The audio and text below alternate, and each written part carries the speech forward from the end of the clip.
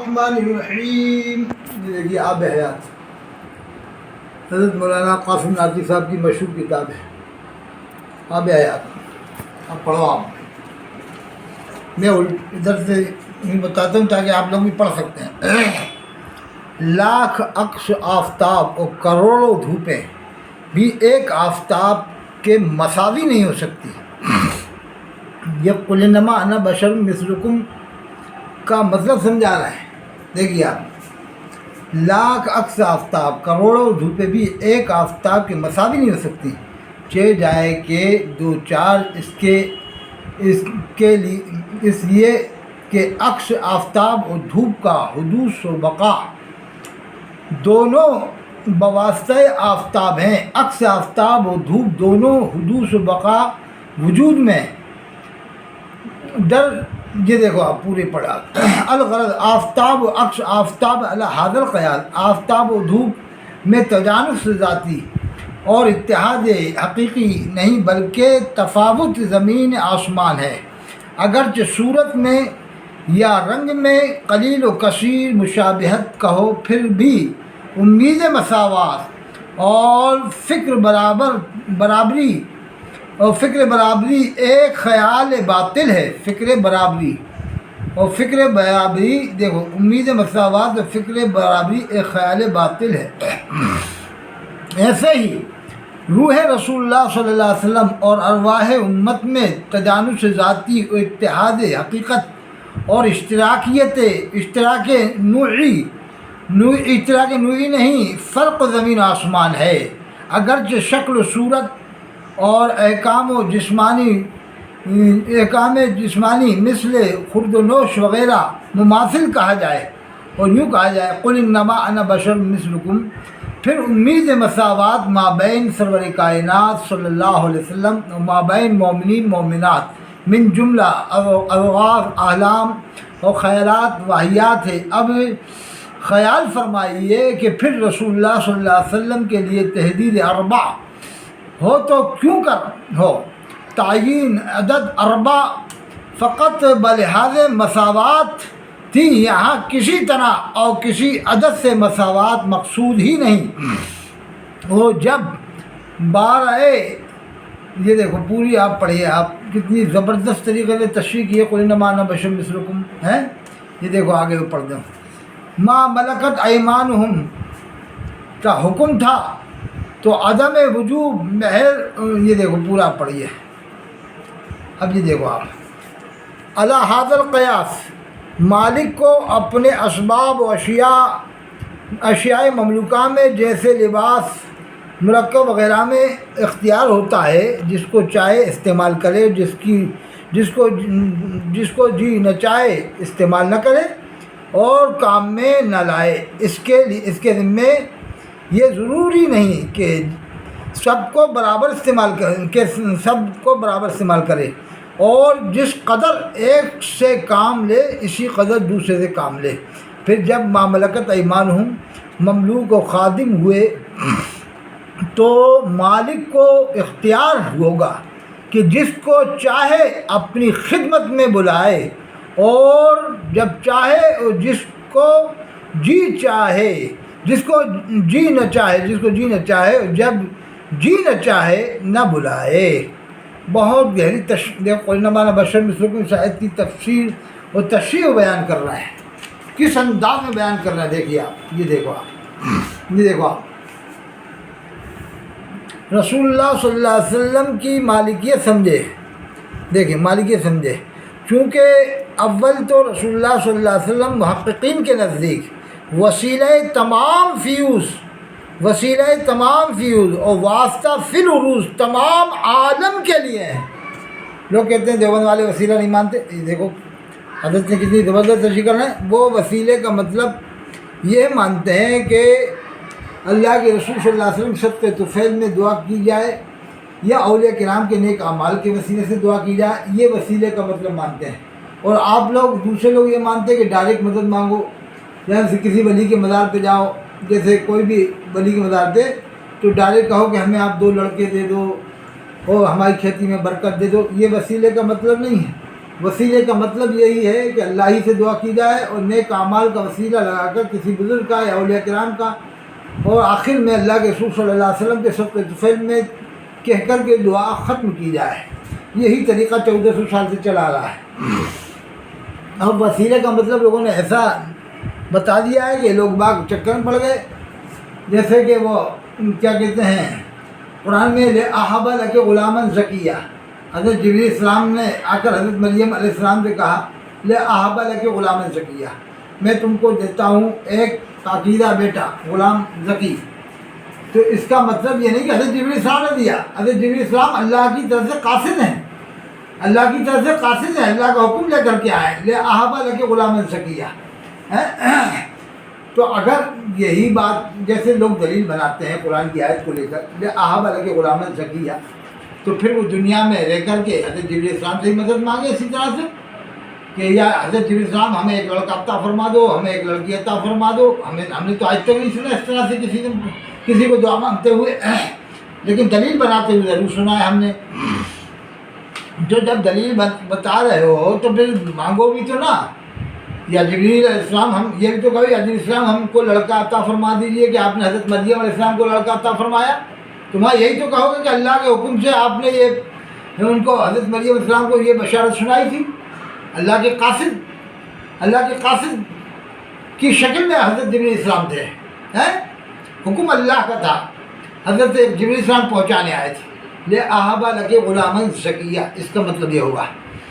تو اب دیکھیے آپ یہ وسیلے کا مطلب لکھ رہے ہیں، دیکھیے حضرت قاسم نانوتوی صاحب ہے، یہ کتاب آپ خرید لو، مل جائے گی دیوبند سے منگوا لو، اگر پڑھو گے تو پڑھتے رہ جاؤ گے، پوری پڑھ کے دیکھو گے کہ آپ پوری پڑھ کے دیکھیں، لیکن پڑھنے میں مطلب سمجھنا بہت مشکل ہوگا، مطلب اس کا سمجھنا بہت مشکل ہوتا ہے، سمجھ میں تو آ گیا بہت ٹائم لگتا ہے۔ وسیلہ کا ملنا بھی دیکھیے وسیلہ تمام فیوز اور واسطہ فی العروس تمام عالم کے لیے ہیں، چنانچہ آپ کے لیے مقام وسیلہ کا ملنا بھی عقل کے نزدیک اسی طرف مشیر ہے۔ والعاقل یکفیہ الاشارہ، والعاقل یکفیہ الاشارہ۔ اب دیکھیے وسیلے پہ پوری بحث حضرت نے وہ پورا کلام فرمایا ہے۔ دیکھو صلی اللہ علیہ وسلم لکھا ہے، یہ دیکھو صلی اللہ علیہ وسلم صلی اللہ علیہ وسلم صلی اللہ علیہ وسلم صلی اللہ علیہ وسلم، ہر جگہ صلی اللہ علیہ وسلم، کتنی جگہ درود لکھا ہے، یہ صلی اللہ علیہ وسلم صلی اللہ علیہ وسلم صلی اللہ علیہ وسلم صلی اللہ علیہ وسلم صلی اللہ علیہ وسلم۔ عظمت رسول اگر ان کے دل میں نہیں ہوتی تو یہ صلی اللہ علیہ وسلم کیوں لکھتے اس طرح سے، پورا درود لکھتے ہیں صلی اللہ علیہ وسلم۔ دیکھو صلی اللہ، ایک ہی صفحے میں دیکھو صلی اللہ علیہ وسلم صلی اللہ علیہ وسلم صلی اللہ علیہ وسلم صلی اللہ علیہ وسلم صلی اللہ علیہ وسلم صلی اللہ علیہ وسلم صلی اللہ علیہ وسلم صلی اللہ علیہ وسلم، ایک ہی صفحے میں 8 جگہ۔ ادھر دیکھو صلی اللہ علیہ وسلم صلی اللہ علیہ وسلم صلی اللہ علیہ وسلم صلی اللہ علیہ وسلم صلی اللہ علیہ وسلم، 5 جگہ، ایک ہی پیج میں 13 بار ہے۔ پھر یہ دیکھو ہر جگہ صلی اللہ علیہ وسلم صلی اللہ علیہ وسلم صلی اللہ علیہ وسلم صلی اللہ علیہ وسلم صلی اللہ علیہ وسلم صلی اللہ علیہ وسلم صلی اللہ علیہ وسلم صلی اللہ علیہ وسلم۔ یہ حضرت قاسم نانوتوی صاحب کی کتاب ہے۔ یہ دیکھو صلی اللہ علیہ وسلم صلی اللہ علیہ وسلم صلی اللہ علیہ وسلم صلی اللہ علیہ وسلم صلی اللہ علیہ وسلم صلی اللہ علیہ وسلم صلی اللہ علیہ وسلم۔ یہ دیکھو صلی اللہ علیہ وسلم، آپ ہر پیج آپ دیکھیے، یہ دیکھیے جتنے بھی پیج آپ کھولتے جائیں گے، دیکھیں صلی اللہ علیہ وسلم صلی اللہ علیہ وسلم، جب بھی اللہ کے رسول کا نام آتا ہے تو صلی اللہ علیہ وسلم لکھتے ہیں۔ دیکھیے صلی اللہ علیہ وسلم صلی اللہ علیہ وسلم صلی اللہ علیہ وسلم صلی اللہ علیہ وسلم صلی اللہ علیہ وسلم صلی اللہ علیہ وسلم صلی اللہ علیہ وسلم۔ ایسے شخصوں کو آپ لوگ کافر کہتے ہیں، وہ کہلواتے ہیں نعوذ باللہ من ذالک۔ اگر ہم مانتے ہیں کہ کوئی بات ہو گئی ہوگی غلطی، تو ہم مانتے غلطی انسان سے ہوتی، سمجھانے میں ہو گئی ہو، سمجھنے میں، ہمارے سمجھنے میں ہو، ان کے سمجھانے میں ہو، بشری تقاضے کے صحت کسی سے بھی غلطی ہو سکتی ہے، اس سے کون انکار کرتا ہے؟ لیکن کیا آپ کے عالموں سے غلطی نہیں ہوئی ہے؟ ابھی ہم بتائیں گے تو پھر آپ بھی حیران پڑ جائیں گے۔ ہاں، آپ نے تو بات کو بتنگڑ رسی کا سانپ بنا کر کے پہاڑ بنا دیا کہ انہوں نے ایسا لکھا ہے کہ اللہ کے رسول کے بعد بھی کوئی نبی آ سکتا ہے، ایسا لکھے نہیں۔ یہ لکھا ہے کہ اگر بالفرض تسلیم کر لو بعد زمانے نبوی کوئی نبی پیدا ہو جائے، بالفرض، یہ نہیں کہہ رہا نبی پیدا ہوگا، یہ کہہ رہا ہے اگر بالفرض تسلیم کر لو، جیسے قرآن میں قل ان کان للرحمن ولد، کہہ دیجئے کہ اگر رحمان کی اولاد ہوتی، یہ تو قرآن میں اللہ فرما رہا ہے، قل کہہ دیجئے ان کان للرحمن ولد، اگر رحمان کی اولاد ہوتی فانا اول العابدین، تو سب سے پہلے میں عبادت کرتا ہے۔ تو ترجمہ اب دیکھو، اور قرآن میں لو انزلنا ھذا القرآن، اگر ہم اس قرآن کو پہاڑ پر نازل کرتے، علی جبل، پہاڑ پر، لرأیتہ خاشعا متصدعا من خشیۃ اللہ، تو آپ دیکھتے ہیں کہ اللہ کے ڈر سے پہاڑ ریزہ ریزہ ہو جاتا. لیکن پہاڑ پر اللہ نے نازل کب کیا؟ اور یہ دوسری میں مثال جو میں نے دی، قل ان کان للرحمن ولد، کہہ دیجیے کہ اگر رحمان کی اولاد ہوتی تو سب سے پہلے میں عبادت کرتا. تو حضرت قاسم نانوتوی صاحب نے یہ نہیں کہا کہ اللہ کے رسول کے بعد بھی کوئی نبی آئے گا. وہ تو خود دیوبند والے کافر مانتے ہیں. جو یہ مانے، یہ عقیدہ رکھے کہ اللہ کے رسول کے بعد بھی کوئی نبی آ سکتا ہے، تو اسے تو دیوبند والے بھی کافر مانتے ہیں. قاسم نانوتوی صاحب بھی کافر مانتے ہیں. قاسم نانوتوی صاحب نے وہ حدیث بھی لکھی ہے تحذیر الناس میں کہ اللہ کے رسول فرماتے ہیں لا نبی بعدی، میرے بعد کوئی نبی نہیں آئے گا. اور وہ آیت بھی کون سی آیت ہے؟ ما کان محمد ابا احد من رجالکم ولکن رسول اللہ خاتم النبی، اللہ کے رسول آخری نبی ہیں. وہ آیت بھی لکھی ہے. وہ تو بہت گہرائی سے مطلب سمجھایا ہے. ہاں ہم یہ مانتے ہیں کہ کسی بھی انسان سے، بڑا عالم ہو کوئی بھی ہو، انسان سے غلطی ہو سکتی ہے. سمجھانے میں، سمجھنے میں ہماری غلطی مان لو یا کسی کے سمجھانے میں مان لو، اور یہ ہم مانتے ہیں کہ غلطی تو انسان سے ہوتی ہے. ہم یہ نہیں کہہ رہے کہ آپ قاسم نانوتوی صاحب کی، تھانوی صاحب کی ہر بات مانو. خود تھانوی صاحب نے بھی غلطی کو تسلیم کیا اور یہ کہا کہ اس میں جو مثال ہم نے دی ہے حفظ الایمان میں، اس سے رجوع کیا انہوں نے. رجوع مشہور ہے، توبہ مشہور ہے. حضرت حسین منصور اللہ رحمۃ اللہ علیہ کی نہ تو توبہ مشہور ہے نہ رجوع مشہور ہے، پھر بھی ولی مانتے ہیں ان کو، دیوبندی بھی بریلوی بھی. جبکہ ان کے منہ سے الحق نکلا. تعبیر یہ کرتے ہیں کہ وہ اللہ کی آواز تھی، ان کے منہ سے نکلی تھی. اللہ فرماتا ہے کہ جو بندہ زیادہ نوافل پڑھتا ہے میں اس کی زبان بن جاتا ہوں جس سے وہ بولتا ہے. یہی تھانوی صاحب، حضرت تھانوی صاحب بھی یہی تعویل کرتے ہیں کہ اگر میں ہوتا اس زمانے میں تو میں یہ تعویل کرتا کہ اللہ فرماتا ہے کہ جو بندہ زیادہ نوافل پڑھتا ہے میں اس کی زبان بن جاتا ہوں جس سے وہ بولتا ہے. حضرت فاضل بریلوی بھی تعویل کرتے ہیں کہ شجر طوبہ کی مانند مثال ایک دی ہے کہ جیسے درخت سے آواز آئی تھی حضرت موسیٰ علیہ السلام کے زمانے میں کہ انی انا اللہ، میں ہی اللہ. تو وہ آواز تو اللہ کی تھی لیکن درخت سے نکلی تھی. تو یہ تعویل تو سب کرتے ہیں، دونوں طبقے ہیں. تو اسی طرح سے حضرت حسین منصور اللہ کو ولی مانا جاتا ہے. لیکن توبہ بھی مشہور نہیں ہے، نہ ان کا رجوع مشہور ہے. ان کی ولایت بعد میں ظاہر ہوئی ہے. لیکن فتویٰ تو عالموں نے لگایا نا. کوئی عالم ہی تو تھے، کوئی معمولی لوگ تھے، بڑے بڑے مفتیوں نے لگایا. وہ بھی تو حدیث جانتے تھے. اللہ فرماتا ہے جو بندہ زیادہ نوافل پڑھتا ہے میں اس کی زبان بن جاتے ہیں، اس سے وہ بولتا ہے. تو وہ عالم بھی تو حدیث جانتے تھے، ان کے بعد بھی تو نور تھا. اللہ کے رسول کے فرمان کے مطابق اتقوا فراست المومن، مومن کی فراست سے ڈرو، فإنہ ینظر بنور اللہ، بے شک وہ اللہ کے نور سے دیکھتا ہے. تو ان علماء کے بعد بھی تو اللہ کا نور تھا. وہ تو بڑے بڑے عالم تھے، پہلے زمانے کے عالم تھے، لیکن فتویٰ لگایا کفر کا. تو ان کو فتویٰ لگانا بھی ضروری تھا. اس لیے کہ حضرت حسین منصور اللہ رحمۃ اللہ علیہ کے شہادت کے بعد میں، وصال کے بعد میں، جب کسی نے خواب میں دیکھا، پوچھا کیا معاملہ ہوا، کہ اللہ نے مجھے اپنی رحمت سے بخش دیا. کہ وہ دو گروہوں کے ساتھ کیا ہوا، جو ایک آپ کے خلاف تھا، ایک موافق تھا. کہ اللہ نے دونوں گروہوں کو بخش دیا. ایک شریعت رسول کی وجہ سے میرا مخالف تھا، اللہ نے اس کو بھی بخش دیا. اور ایک میری محبت میں موافق تھا، اللہ نے اس کو بھی بخش دیا. تو ٹھیک ہے، اگر کوئی شریعت کی وجہ سے کوئی ظاہر پر فتویٰ لگاتا، ہم منع نہیں کرتے. کوئی ظاہر عبارت پر لگاتا ہے لگائے، لیکن اس بندے کو جبھی کافر کہا جائے گا جب بندے سے معافی ضمیر جان لیا جائے. جیسے قاضی شمس الدین جونپوری رحمۃ اللہ علیہ کے زمانے میں ایک آدمی یہ کہتا تھا تو میرا خدا نہیں، میں تیرا بندہ نہیں، میں تیری بات کیوں مانوں. عام مفتی تو کافر کہتے ہیں. لیکن قاضی شمس الدین صاحب نے بلایا، کہا کہ کیا مراد ہے تمہاری یہاں. کہا صاحب میں کہتا ہوں تو میرا خدا نہیں، میں تیرا بندہ نہیں، میں تیری بات کیوں مانوں. کہا کہ مراد کیا ہوتی ہے، تمہاری نیت کیا ہے. کہا میری نیت یہ ہوتی ہے، نفس کہتا ہے کھانا کھا لو، پانی پی لو، میں نفس سے منع کرتا ہوں کہ نہیں کھاؤں گا، تیرا کہنا نہیں مانوں گا، میں تو میرا خدا نہیں ہے، میں تیرا بندہ نہیں، میں تیری بات کیوں مانوں. تب حضرت قاضی شمس الدین جونپوری نے فرمایا دیکھا یہاں اس کی یہ نیت تھی. اسی طرح سے میں آپ کو بتاتا ہوں، ہم حدیث ضعیف کہتے ہیں، دیوبندی بھی کہتے ہیں، بریلوی بھی، اہل حدیث بھی. نیت تو یہی ہوتی ہے نا کہ راوی کے اعتبار سے ہم ضعیف کہتے ہیں. حدیث کو تو ضعیف ہم کہتے ہی نہیں ہیں. اللہ کے رسول کے فرمان کو تو حدیث کہا جاتا ہے. اللہ کے رسول صلی اللہ علیہ وسلم کے تو سب فرمان صحیح ہیں، لیکن پھر بھی اقسام بیان کی گئی ہے، اصطلاح بیان کی، اصطلاح جو بنائی ہے، ضعیف، موضوع، مرفوع، مختوم اور مدلس و مدلس، تدلیس، کتنی طرح کے اقسام ہیں. تو کس طرح باعتبار روایت ہم ضعیف کہتے ہیں. موضوع دیوبندی بھی ہے، اہل حدیث بھی. اور یہ جواب میں حضرت خواجہ غنی نواز رحمۃ اللہ علیہ کے بارے میں جو دیوبند یہ اہل حدیث کہتے ہیں کہ صاحب انہوں نے اپنا کلمہ پڑھوایا لا الہ الا اللہ چشتی رسول اللہ، اس جواب میں بھی میں یہی بات بتاتا ہوں کہ جب بھی کبھی اہل حدیث سے بات کرو تو ضعیف حدیث پڑھ دو. کہے گا یہ حدیث ضعیف ہے تو کہنا ہے بتاؤ حدیث کسے کہتے ہیں. اہل حدیث کہے گا حدیث اللہ کے رسول کے فرمان کو. کہنا جو اللہ کے رسول کے فرمان کو ضعیف کمزور بتایا کیا ہے، وہ کہے گا کافر ہے. کہنا آپ نے ابھی کہا کہ حدیث ضعیف ہے تو آپ کافر ہوئے کہ نہیں ہوئے. نہیں، ہم نے باعتبار روایت وہ اصطلاح علماء نے، کہہ رہے وہ تو اصطلاح تم جانو. یہ تمہارے دل کی بات ہم کیا جانے کہ صاحب تم نے باعتبار روایت کہا ہے، وہ تو صحیح بات ہے باعتبار روایت کہا ہے، لیکن ڈائریکٹ تو تم نے ضعیف کہا ہے. یا تو تم دل میں یہی کہتے ہو نا، نہیں دل میں ہم باعتبار روایت ہی مانتے ہیں کہ روایت کے اعتبار سے ضعیف ہے، موضوع ہے، تو بس تم اب یہی مانو نیت کے اعتبار سے کہ اللہ کے رسول نے فرمایا اعمال کا دارومدار نیت پر ہے کہ حضرت خواجہ غنی نواز اس نیت سے کہلوایا ہوں کہ لا الہ الا اللہ چشتی رسول اللہ کا مطلب یہ ہوگا کہ چشتی ہندوستان میں اللہ کا بھیجا ہوا ہے. رسول کے معنی بھیجے ہوئے کے ہوتے ہیں، رسول بمعنی بھیجا ہوا، تو وہاں پر یہ نیت مان لو کہ حضرت کی نیت وہاں یہ رہی ہوگی کہ اللہ کا بھیجا ہوا ہے ہندوستان میں. تو وہاں کیوں نیت نہیں مانتے؟ جب حدیث ضعیف کہنے میں تم یہ کہتے ہو کہ صاحب ہماری یہ نیت یہ ہوتی ہے باعتبار روایت ضعیف ہے، باعتبار روایت موضوع ہے، جبکہ حدیث تو کوئی بھی ضعیف نہیں ہوتی، ہر حدیث صحیح ہوتی ہے. لیکن علماء نے جو اس طرح بیان کی ہے وہ روایت کے اعتبار سے، روایت کے اعتبار سے مدلس تدلیس مرسل، یہ روایت کے اعتبار سے. دوسری بات ہے خواجہ غنی نواز کے زمانے میں نہ تو علماء تھے، اتنے علماء نہیں تھے کہ جو ایک ایک بات لکھتے، اور حضرت ایسا کیسے کہلوا سکتے ہیں؟ حضور نے فرمایا مومن کی فراست سے ڈرو، بے شک اللہ کے منہ سے دیکھتا ہے. اسی حدیث کی شرح میں علامہ مولا علی قاری رحمۃ اللہ لکھتے ہیں الفراست مکاشفۃ النفس ومعائنۃ الغیب وہی مقام من مقامات الایمان. شرح فقہ اکبر میں فرماتے ہیں فراست کی تعریف یہ ہے کہ نفوس کا مکاشفہ ہو جائے، وہ معائنۃ الغیب غیب کی باتوں کا مشاہدہ ہو جائے. فرماتے ہیں وہی مقام من مقامات الایمان، یہ تو ایمان کے مقاموں میں سے ایک مقام کا کمال.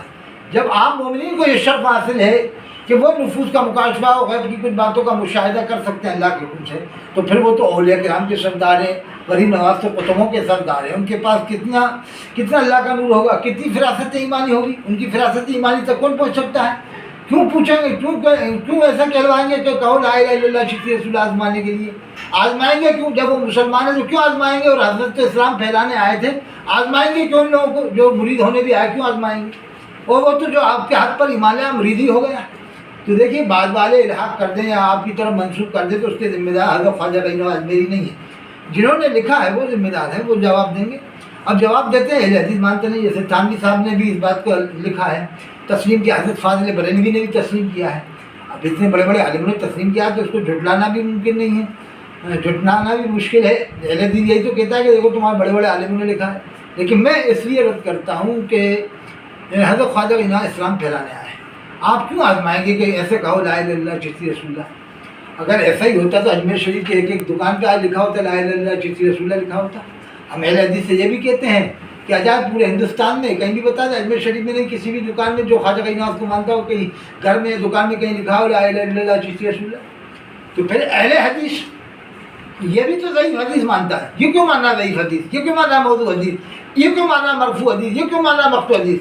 یہ بھی ہر حدیث کو صحیح مانا. پھر کیوں کہتا ہے کہ نہیں باعتبار روایت حدیث ضعیف ہے، موضوع ہے، مقطوع ہے؟ بس تو وہاں بھی مان لے کہ حضرت خواجہ غنی نواز کے متعلق جو لوگوں نے روایتیں منسوخ کر دی ہیں ان کی طرف، تو اس کے ذمہ دار حضرت خواجہ غنی نواز میں ہی تھوڑی ہیں، بات والے ہوں گے. اب تعویل کرنے والے جانے. ہم تو یہ اس کی تعویل یہ کرتے ہیں کہ حضرت ایسا کیسے کہلوا سکتے ہیں، کیونکہ حضور نے فرمایا مومن کی فراست سے ڈرو، بے شک وہ اللہ کے نور سے دیکھتا ہے. اور میں نے بھی تعریف کر دی اللہ کے نور یعنی فراست ایمانی کی، کہ فراست ایمانی کیا ہے. علامہ علی قاری نے لکھا الفراست و مکاشفۃ النفس و معائنۃ الغیب وہی مقام من مقامات الایمان. یہ تو دیوبند کے عالموں میں، بریلی کے عالموں میں ایسے بہت سے صاحب کشف ہوئے ہیں جو دلوں کے حالات جان لیتے تھے، اور پتہ لگا دیوبند کے عالموں کی ایسے بہت سی باتیں ہیں، پیروں کی بہت سی باتیں ہیں، اور بریلی والوں کے پیروں کی بھی ایسی بہت سی باتیں ہیں صاحب کشف ہونے کی. تو حضرت خواجہ غنی نواز تو خواجہ غنی نواز میری ہے. اللہ تعالیٰ ہم سبوں کو بدگمانیوں سے بچائے، اور حضرت کی یہ کتاب پڑھو، بدگمانیوں سے بچو. یہ مانو کہ ہاں غلطی ہوئی ہوگی، انسان سے غلطیاں ہوتی، سب سے ہوتی ہیں. اور قرآن میں ہے اِنَّ إِلَيْنَا إِيَابَهُمْ ثُمَّ إِنَّ عَلَيْنَا حِسَابَهُمْ. سب کو اللہ کی بارگاہ میں حساب دینا ہے. آپ کیوں بار بار قبریں اکھاڑتے پھرو گے؟ انہوں نے ایسا لکھا، انہوں نے، پھر کیا ساری زندگی یہی کرو گے؟ انہوں نے حضرت حسین منصور اللہ پر فتویٰ دیا تھا، فتویٰ مانو. انہوں نے حضرت سرمد شہید پر فتویٰ دیا تھا، فتویٰ مانو. انہوں نے مفتی غلام محمد ناگپوری پر کفر کا فتویٰ دیا تھا، فتویٰ مانو. انہوں نے مفسر اعظم ہند حضرت مولانا قاضی ظہیر صاحب پر فتویٰ دیا تھا، فتویٰ مانو. انہوں نے زاہد ملت نیپال کو کافر کہا تھا، مفتی جیش محمد نے، فتویٰ مانو. اور مفتی جیش محمد کو کلیمی صاحب مراد آبادی نے کافر کہا تھا، وہ فتویٰ مانو. پھر کیا ساری زندگی یہی کرتے رہو گے؟ قرآن کی تفسیر بتاؤ، حدیث رسول بتاؤ، سیرت رسول بتاؤ، صحابہ کرام کی زندگی بتاؤ.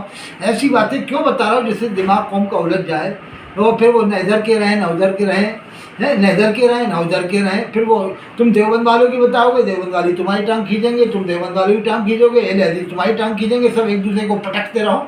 کیا میدان اکھاڑا والا رکھا ہے؟ ہے آج اسلام کو تم لوگ بتا رہے ہیں، بس یہ بتا رہا ہو دیوبندی نے ایسا لکھا تو بریلوی نے ایسا تو اہل حدیث نے ایسا.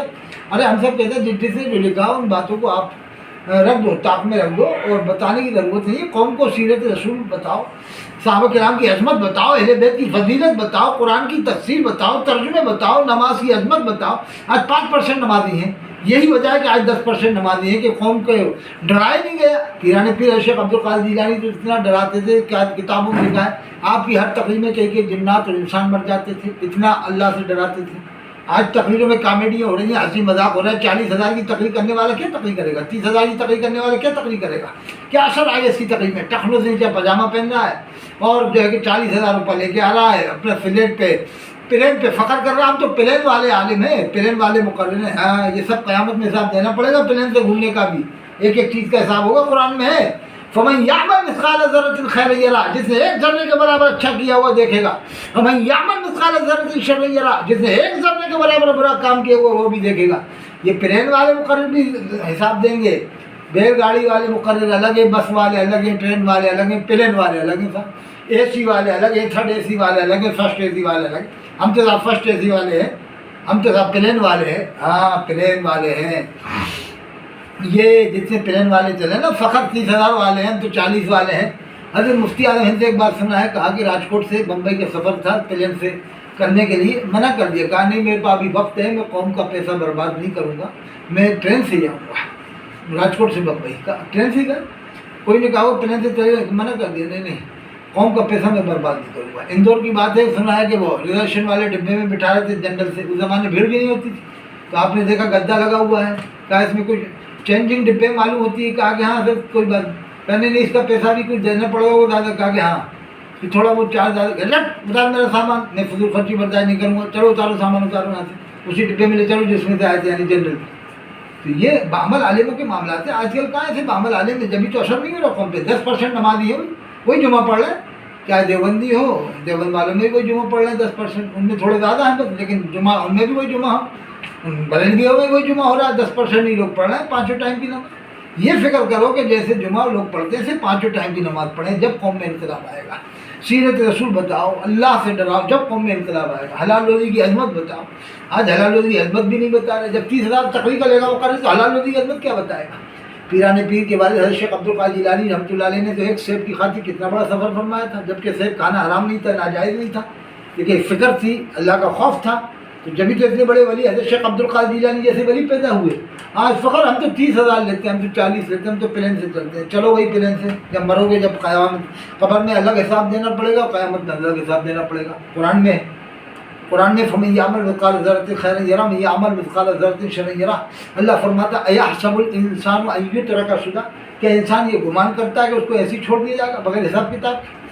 اللہ غفور رحیم ہے تو قاہر جبار بھی. حضرت علامہ نقی خان رحمۃ اللہ علیہ نے تفسیر المشاہ میں لکھا ہے کہ جو علماء اللہ کی رحمتیں بتاتے ہیں عوام کو، اللہ سے ڈراتے نہیں، رحمتیں بتا کے لوگوں کو اللہ سے خوب امیدیں دلاتے ہیں. انہوں نے لکھا ہے کہ وہاں شیطان کی جانے کی ضرورت نہیں بستی میں، وہ علماء ہی کافی ہیں یعنی گمراہ کرنے کے لیے. لوگوں کو رحمتیں بتا کے قوم کو اتنا گمراہ کر دیں گے کہ لوگ نمازی نہیں پڑھیں گے اور لوگ جو ہے کہ حلال روزی نہیں کھائیں گے، یعنی اعمال نیک نہیں کریں گے. آج وہی حالت ہے. دیکھو کامیڈی مقرر آ رہا ہے، ہنسی مذاق والے مقرر آ رہے ہیں. مجھ سے خود کا الہ آباد میں جب ایک ہمارا مریدی تھا، جو میں نے کئی مقرروں کو جیسے بلایا ادھر ادھر، تو خطیب الہند مفتی تبریز عالم صاحب جو مسواسی منظر اسلام میں پڑھاتے ہیں ان کو بلایا میں نے.